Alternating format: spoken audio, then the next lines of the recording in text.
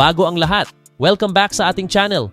Mukhang tapos na ang lahat ng usap-usapan tungkol sa posibleng paglipat ni Stephen Curry sa Boston Celtics.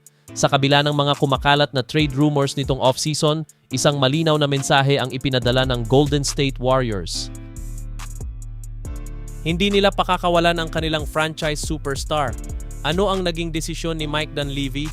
At ano na ang plano ng Warriors matapos mabigo na makuha ang ilang malalaking pangalan ngayong off-season? Alamin natin.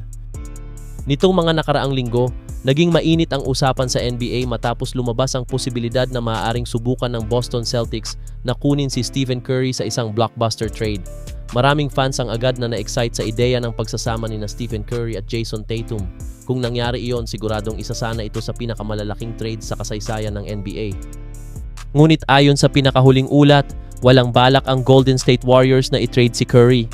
Ayon kay NBA insider Jake Weinbach, hindi trade candidate si Stephen Curry at nananatiling committed ang Warriors na itayo ang kanilang koponan sa paligid ng 4-time NBA champion.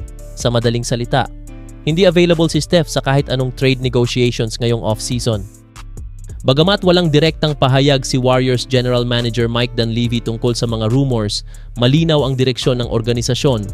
Ayaw nilang pakawalan ang pinakamahalagang player sa kasaysayan ng Golden State Warriors. Matapos mabigo ang Warriors na makuha sina LeBron James at iba pang superstar targets, marami ang nag-akalang baka magsimula na silang mag-rebuild. Pero kabaligtaran ang nangyari.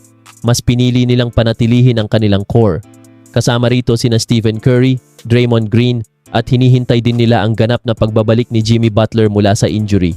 Naniniwala ang Warriors na sapat pa rin ang kanilang kasalukuyang grupo upang makipagsabayan sa mga pinakamalalakas na koponan sa NBA. Ito ngayon ang malaking tanong. Sapat ba ang continuity para muling makabalik sa NBA Finals? Hindi maikakaila na mas lumakas ang maraming koponan ngayong off-season. Ngunit para sa Warriors, habang nasa roster pa nila si Stephen Curry, nananatiling bukas ang kanilang tsansa na manalo ng isa pang kampyonato. Alam ng management na hindi madaling palitan ng isang player na binago ang kasaysayan ng kanilang franchise. Kaya imbes na gumawa ng blockbuster trade, mas pinili nilang magtiwala sa kanilang superstar. Sa ngayon mga idol, malinaw na walang katotohanan ang mga balitang lilipat si Stephen Curry sa Boston Celtics. Mukhang desidido si Mike Dunleavy at ang buong Warriors organization na tapusin ang career ni Steph sa Golden State.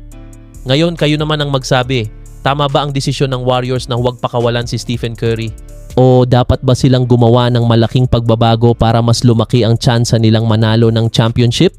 I-comment ninyo ang inyong opinion sa ibaba. Kung nagustuhan ninyo ang video, huwag kalimutang i-like, mag-subscribe, at pindutin ang notification bell para lagi kayong updated sa pinakabagong Golden State Warriors at NBA news. Peace out!